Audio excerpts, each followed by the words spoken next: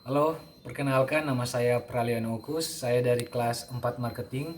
Nah, saat ini saya akan ujian akhir semester materi mata kuliah Sales. Dan di sini NER telah memberikan 5 soal jawab.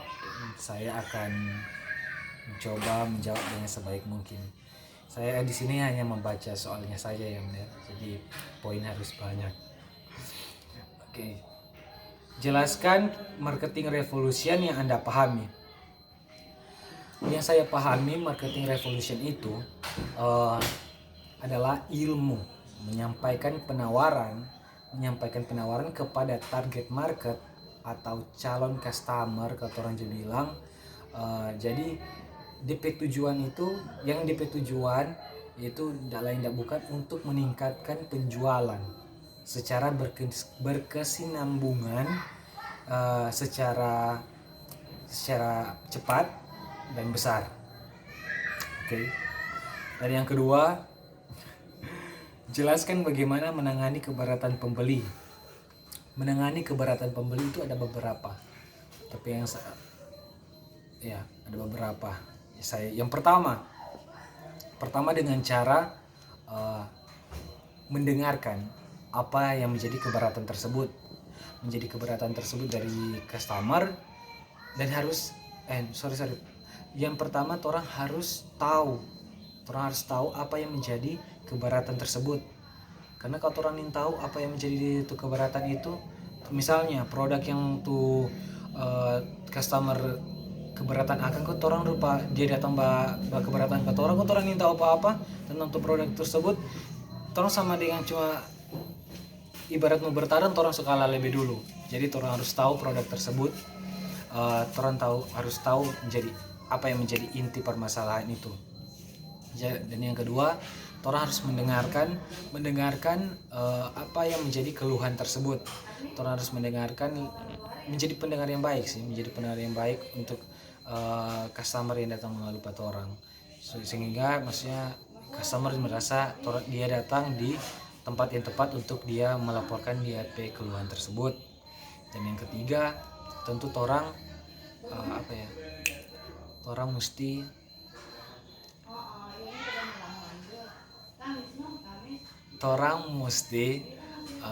memberikan torang bilang ulang, maksudnya torang ulangi apa yang menjadi dia keluhan tersebut. Jadi tapi dengan torang bahasa penjualan, yaitu dengan cara yang baik. Torang ulangi DP keluhan tersebut pada dia, torang jelaskan ulang. Nah, yang DP terakhir tentu saja torang harus menjadi solusi. Torang harus memberikan solusi yang terbaik, jalan tengah. Karena kalau torang tahu DP produk, torang dengarkan baik-baik, intinya DP kunci torang dapat memberikan masukan atau memberikan jalan tengah kepada customer yang datang memberikan keluhan tersebut. Oke. Yang ketiga, jelaskan bagaimana melayani penjual atau melayani customer Kang begitu. Jadi di sini orang mesti melayani penjual pertama, tentu saja dengan sapaan hangat. Rupa misalnya customer datang di toko orang mesti memberikan rupa salam hangat, rupa selamat pagi, selamat datang, selamat sore, atau semacam itulah. Itu salah satu contoh bilang salam hangat. Dan yang kedua, orang harus sebiar dulu customer berkeliling toko atau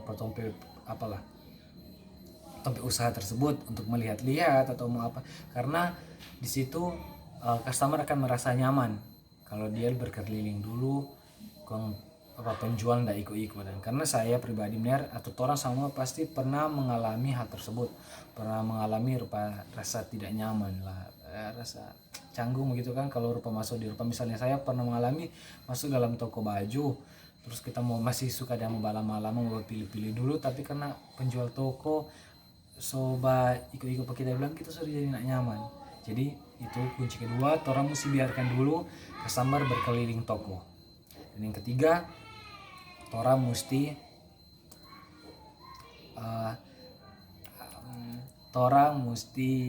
habis salam hangat, melahirkan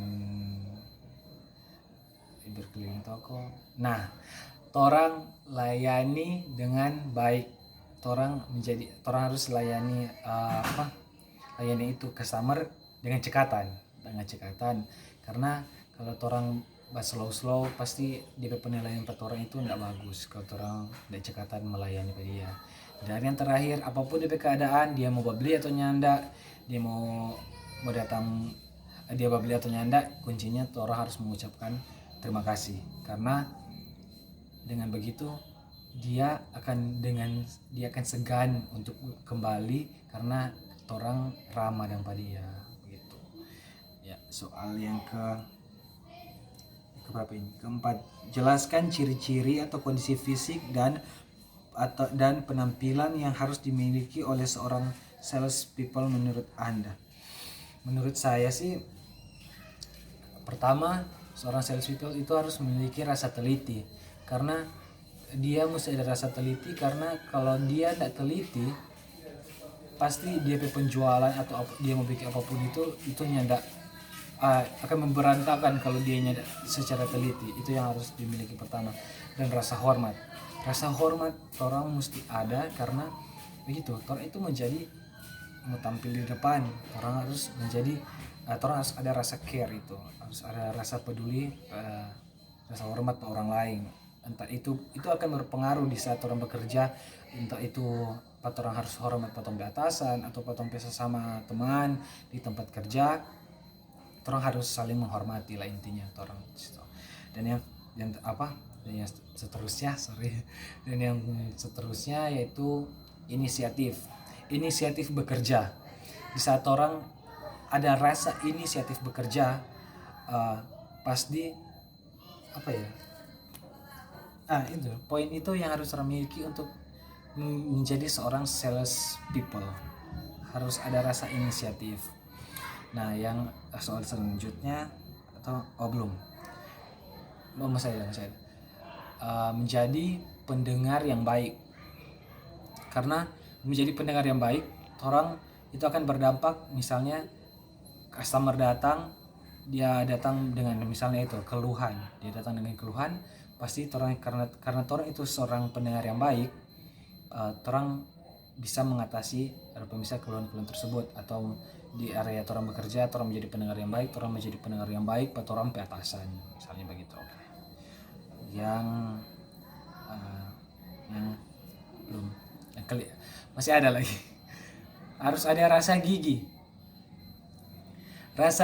bekerja, dimana kalau orang rasa gigi orang bekerja, pasti orang dengan dengan orang rasa ada gigi bekerja itu, orang bisa meningkatkan penjualan. Karena kalau orang malas-malasan di satu pekerjaan, pasti orang tidak akan berhasil di situ. Jadi harus ada rasa gigi, jangan malas-malasan. Yang kelima, jelaskan karakter, sifat dan mental yang harus dimiliki oleh seorang sales people menurut Anda. Pertama, harus ada rasa ketegasan. Nah, ketegasan di sini sih lebih ke intinya saat orang ada rasa ketegasan itu, itu poin pertama kita nggak bisa jelaskan. Intinya atau orang ketegasan. Yang kedua, ada rasa kesadaran diri, self awareness. Nah, di sini kalau orang ada rasa kesadaran diri, tentu saja misalnya dalam kesadaran diri itu entah orang pemut bekerja. Di situ orang sadar bahwa orang itu waktu itu orang sedang marah. Orang harus sadar bahwa orang marah. Jangan sampai karena orang waktu itu orang pemut tidak baik, itu bisa berdampak sampai penjualan gitu. Customer jadi DP pelampiasan. Jadi orang harus sadar orang itu sudah sedang marah atau sedang baik-baik saja lah. Itu DP nama self awareness. Di selanjutnya harus ada rasa empati. Nah, di sini rasa empati ini orang harus miliki, karena Misalnya datang customer, dia ada kan customer yang suka berbincang-bincang kan. Jadi di situ orang boleh memberikan torang rasa empati. Di situ dia boleh rasa nyaman dengan torang sebagai penjual.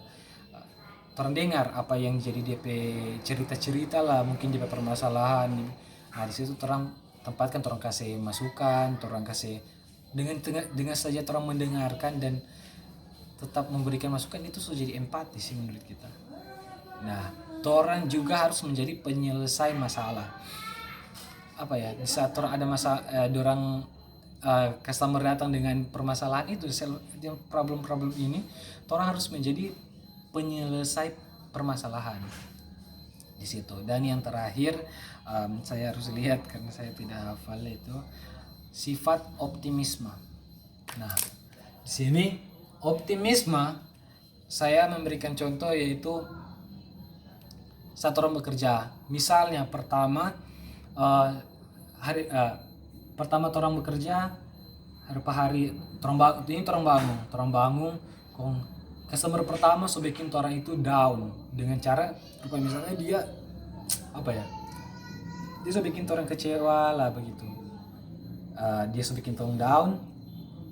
Nah, sifat optimis ini yang diperlukan.